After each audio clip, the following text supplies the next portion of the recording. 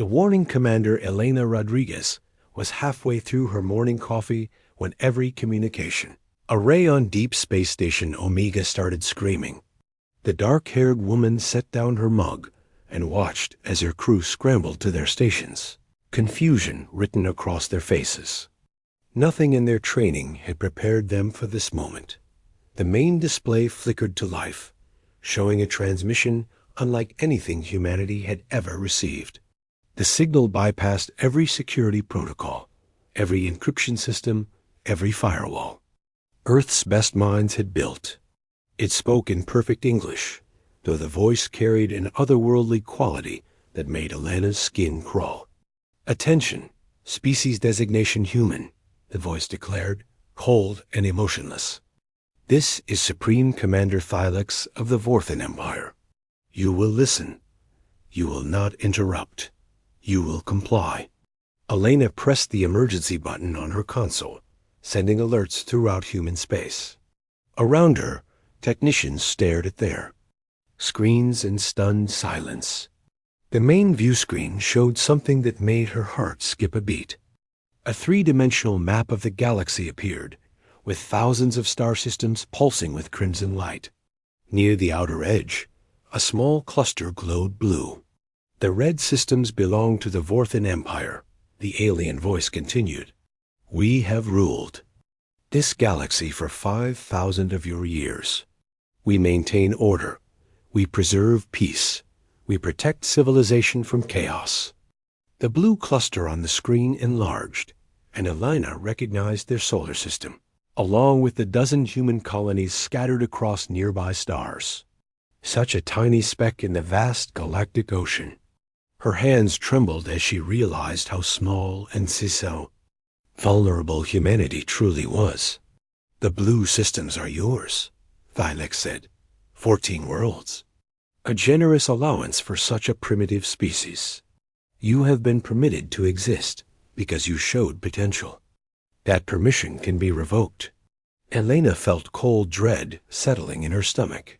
She had commanded deep space missions for 12 years, had seen nebulae that could swallow entire solar systems, had watched stars die in brilliant supernovas. This alien voice made her feel like a child caught in a thunderstorm. "However," the voice continued, "recent human activities concern us greatly. Your ships venture too far from your assigned territories. Your colonies expand beyond acceptable limits. Your people ask too many questions about regions that do not concern you." The galaxy map changed, and Elena gasped. A red zone appeared. Around a section of space she recognized. The Nexus sector, where their long-range probes had detected unusual energy signatures and possibly habitable worlds. Humanity's next target for expansion. "This is the Nexus sector," Thylex declared. "It is forbidden to your species. No human vessel will enter this region. No human colony will be established within its boundaries. No human exploration will proceed past this point." Elena activated her communication system. "This is Commander Elena Rodriguez of the Terran Colonial Fleet. We didn't know other intelligent species existed. Perhaps we can discuss terms of coexistence." "You will not speak," the alien voice cut her off sharply. "You will listen." The display changed to show a solar system Elena didn't recognize. Beautiful blue-green worlds orbited a golden star, with cities visible from space and ships moving between planets like glowing fireflies. It looked like paradise. "This was the Calarian Confederacy," Thylex said. "They built a civilization that lasted 8,000 years.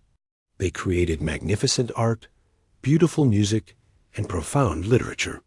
They explored the galaxy with hope and wonder." The image shifted, and Elena's blood turned to ice. The same system now showed only debris. Where planets had been, only scattered rocks drifted through space, billions of fragments tumbling endlessly around their star. "The Calarians believed they could ignore our boundaries," the alien continued. "They thought their ancient culture gave them special privileges. They were mistaken. Their civilization ended in 4 hours. Elena felt sick. Billions of lives snuffed out like candle flames. We are not cruel, Thylex said, his tone never changing. We do not destroy without reason. But we do not tolerate disobedience. Order must be maintained. The screen now showed human ships, and Elena recognized several of them. Exploration vessels, colony transports, research craft. The detail was incredible. The aliens had been watching human space for who knew how long. Your ships carry weapons. Your colonies train soldiers. Your governments develop military technologies. These actions suggest hostile intentions that we cannot allow. Therefore, you will accept these terms. First, all human expansion beyond. Your current boundaries will cease immediately. Second, all human military vessels will be reduced to minimal defensive capabilities. Third, any human ship detected in the Nexus sector will be destroyed without warning. Fourth, these terms are not negotiable. Elena's hands clenched into fists. The alien was reading off humanity's death sentence like a grocery list. To demonstrate our resolve, Thylex continued, we have positioned enforcement vessels throughout your region. The screen showed human space again, but now red dots surrounded their territory. Each dot was massive, larger than humanity's biggest. Space stations. Elena counted at least 20, probably more hidden beyond sensor range. These monitors will ensure your compliance. They carry enough firepower to sterilize your homeworld 10 times over. They will remain in position as long as necessary. The transmission began to fade, but the alien's final words came through crystal clear. We have studied your species since you first left your world. We understand your nature. You are impulsive, violent, and dangerous. But you can learn discipline. You can accept guidance. You can earn a place in galactic civilization. Remain within your boundaries. Accept our authority. Survive under our protection. This is not a request. This is the only opportunity your species will receive. The voice stopped. The galaxy map disappeared. Every screen in the command center went black, leaving only the hum of life support systems and the distant throb of the station's engines. Nobody spoke for a long moment. Elena stared out the observation window at the stars, knowing that somewhere out there, alien ships watched and waited. Finally, Lieutenant Commander James Park broke the silence. Ma'am, what are our orders? Elena looked at her crew. Young faces, scared but determined. They had joined the colonial fleet to explore new worlds, to push the boundaries of human knowledge. Now they were being told those boundaries were prison walls. Get me a quantum link to Earth Command, she said quietly. Priority Alpha. I need to speak with Admiral Kane and the Colonial Council immediately. Yes, ma'am. What should I tell them? Elena watched a shooting star streak past the observation window. She wondered if it was natural, or if it was one of the alien monitors adjusting position. Tell them we have a problem. Tell them someone just told humanity where we can and cannot go in our own galaxy. The emergency session of the Terran Colonial Council lasted 16 hours. Admiral Marcus Kane watched from his office as politicians debated humanity's response to the alien ultimatum. Some demanded immediate compliance. Others called for military preparation. Most just seemed terrified. We should negotiate, Senator. Williams from Mars Colony was saying. Perhaps we can reach some accommodation. Maybe they'll allow limited expansion if we agree to their oversight. Senator Chun from the Europa settlement shook her head. You saw what they did to those other aliens. These Vorthans don't negotiate. They give orders and expect obedience. Then what choice do we have? Williams shot back. Fight beings who can destroy planets. Get humanity wiped out because of pride? Kane turned away from the debate. He had heard the same arguments all day. Fear versus defiance. Survival versus freedom. The same choice humans had faced throughout their history. His aide, Captain Sarah Mitchell, entered with a datapad. "Sir, we're getting reports from the outer colonies. The alien monitors are doing something." Kane took the pad and read the report. His jaw tightened. "Construction activities?" "Yes, sir." "Massive structures appearing near our boundary. They showed up overnight. Long-range sensors count at least 30 so far." Kane pulled up the tactical display. Red dots marked alien positions around human space, each one bristling with weapons. That made Earth's nuclear arsenal look like firecrackers. It was a cage, and humanity was trapped inside. "Commander Rodriguez requests permission to approach one of the structures," Mitchell said. "She wants detailed scans." "Absolutely not. We don't provoke them until we understand what we're dealing with."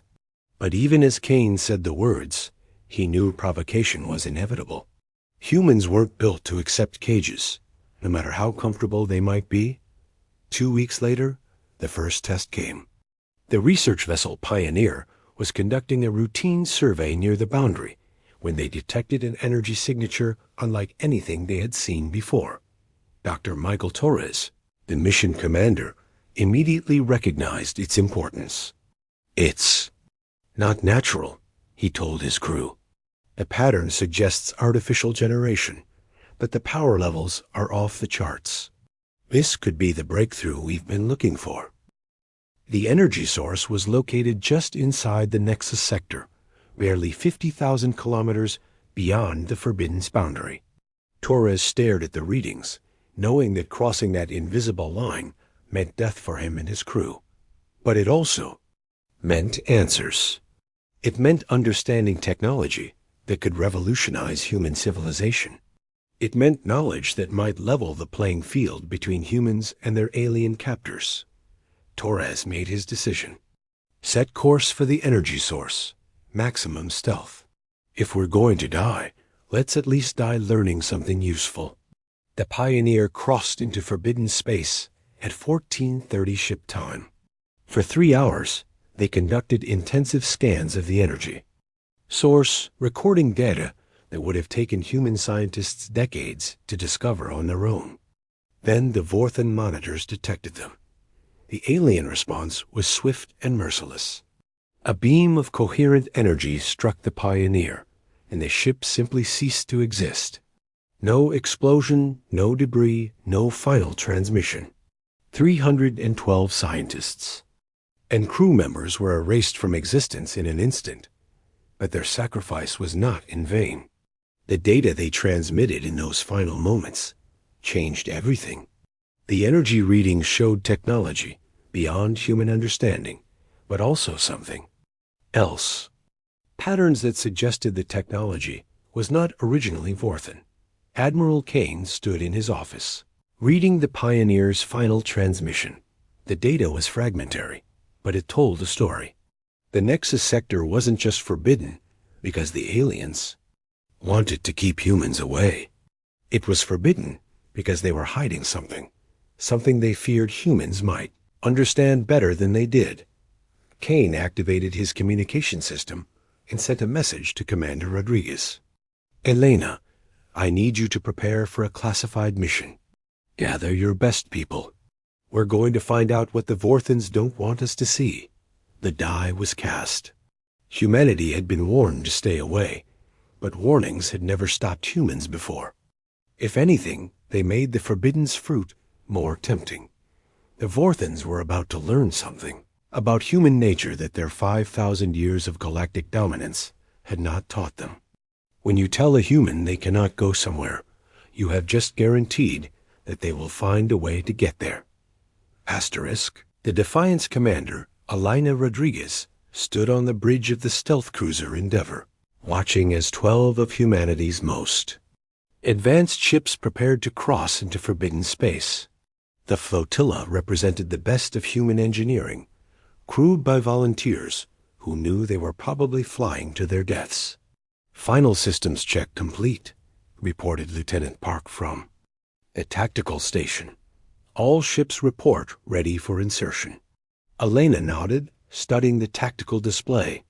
Red markers showed the positions of Vorthan monitoring stations, massive structures that could detect and destroy any conventional approach to the Nexus sector. But human ingenuity had found another way. "Initiate quantum shroud," she ordered. Endeavor shimmered and seemed to fade, as did the other ships in the flotilla. The quantum shroud technology was humanity's greatest breakthrough, discovered in the data recovered from the pioneer's sacrifice. It didn't make ships invisible, but it shifted them slightly out of phase with normal space, making them nearly impossible to detect. Dr. Sarah Kim, the fleet's chief scientist, monitored the shroud generators from her station. All ships maintaining phase coherence. "The Vorthans won't see us coming unless we drop the shroud or something goes wrong." Elena hoped nothing would go wrong. They had tested the quantum shroud extensively, but never under combat conditions. The technology was based on incomplete data and educated guesses. If the shroud failed while they were inside the Nexus sector, the Vorthan response would be swift and final. "Beginning insertion run," Elena announced. All ships maintain formation and communication silence. The human flotilla slipped past the alien monitoring stations like ghosts, their quantum shrouds hiding them from sensors that could detect a single molecule out of place. Elena watched the displays as they penetrated deeper into forbidden space, every moment expecting alarms to sound and death, beams to lance out from the darkness. But the Vorthan monitors remained silent and still, their crews unaware that humans were violating the most sacred law of the Empire. 3 hours into the mission, they reached their destination, the source of the energy readings that had cost the Pioneer's crew their lives hung before them, and Elena gasped at what she saw. It was a space station, but not like anything the Vorthans had built. The structure was organic in appearance, with flowing curves and surfaces that seemed to shift in the light. It was massive, easily the size of a small moon, and it pulsed with energy that made their instruments go wild. "My God," whispered Dr. Kim. "The power readings are off the charts. This thing is generating more energy than our entire civilization uses." Elena studied the station through the view screen.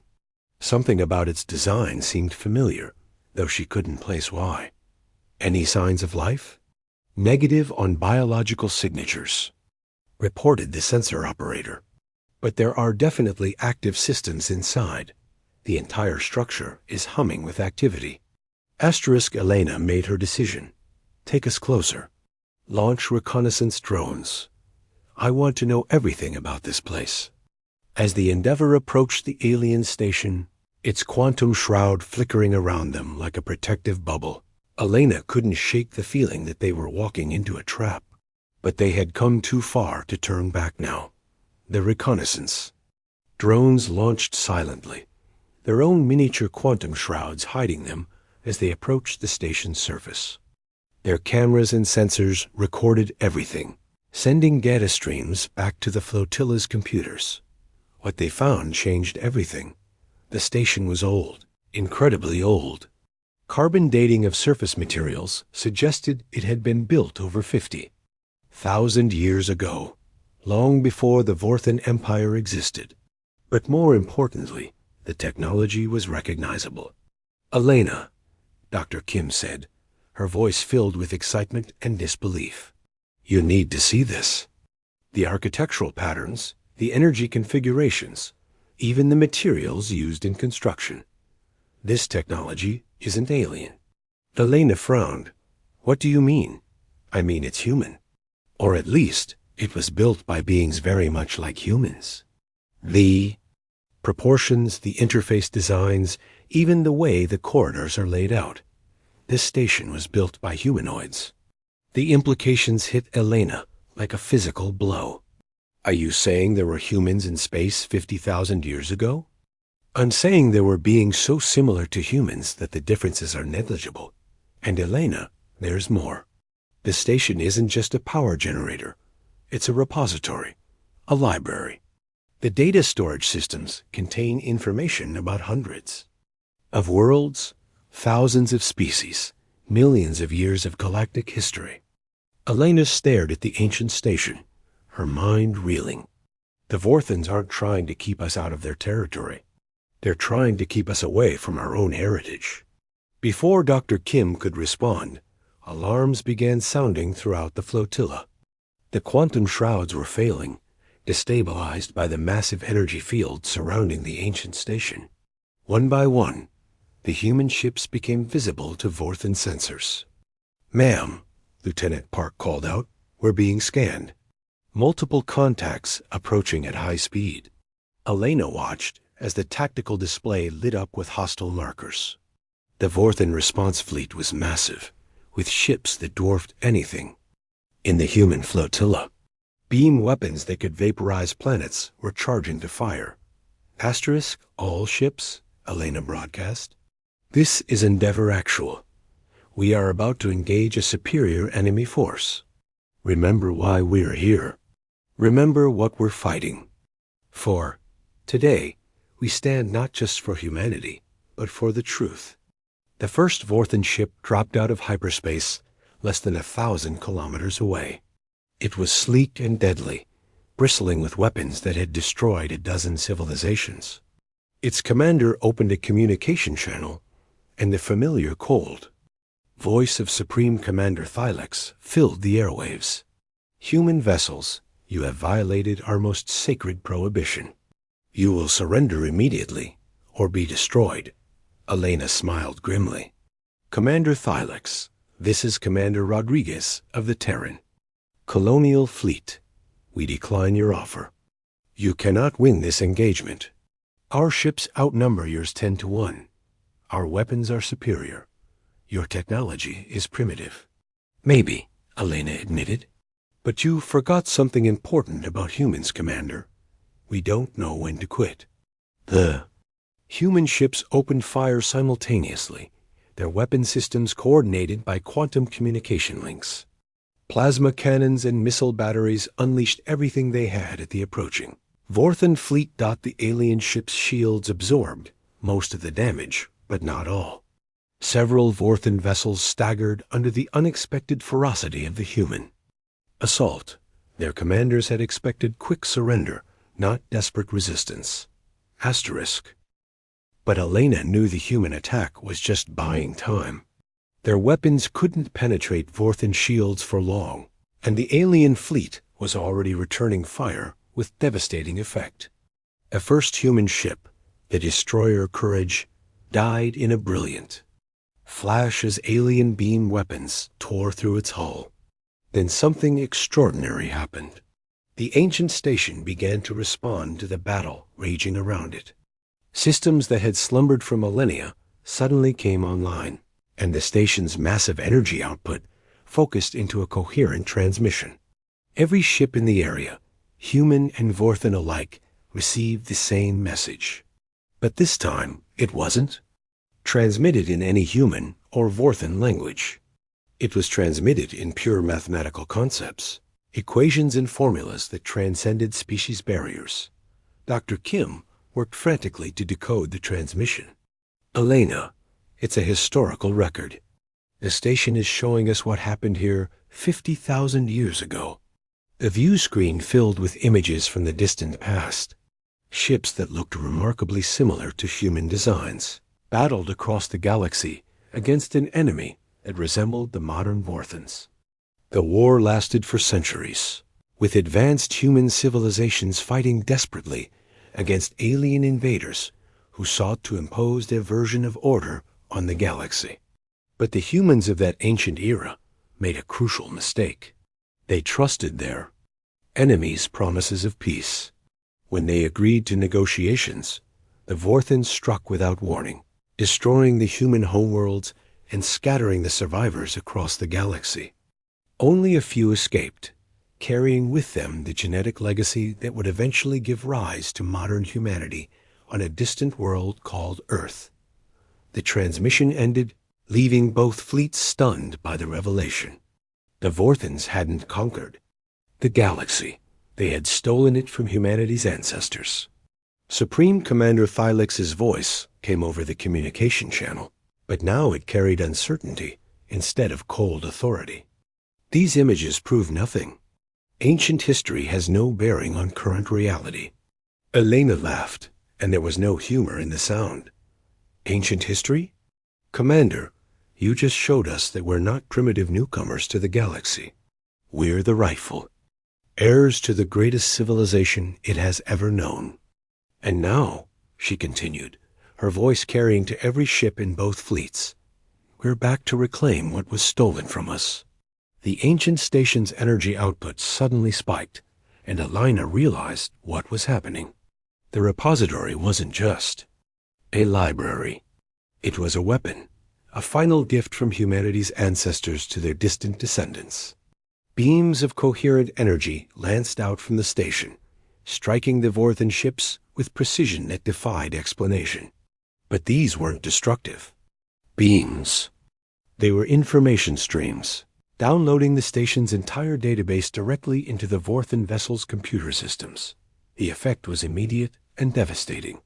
The Vorthan crews found themselves staring at 50,000 years of suppressed history. The true story of their empire's rise, built on the ashes of a civilization they had destroyed through treachery and genocide. Some Vorthan ships simply shut down, their crews overwhelmed by the weight of their ancestors' crimes. Others turned their weapons on each other as different factions emerged, some supporting the old empire, others calling for justice and reparations. In the chaos, Elena saw her opportunity. All ships withdraw to minimum safe distance. Let them sort this out among themselves. The human flotilla pulled back as the Vorthan fleet tore itself apart. 50,000 years of lies and propaganda crumbled in the face of undeniable truth. The empire that had ruled the galaxy through fear and intimidation was destroying itself. From within, Elena stood on the bridge of the Endeavor, watching as the ancient station continued its broadcast. The signal was spreading throughout the galaxy, reaching every world under Vorthan control. Species that had lived as subjects for millennia were learning the truth about their rulers. Commander, Dr. Kim said quietly, we should probably get out of here. When this is over, there's going to be a power vacuum that could tear the galaxy apart. Elena nodded, but she couldn't stop smiling.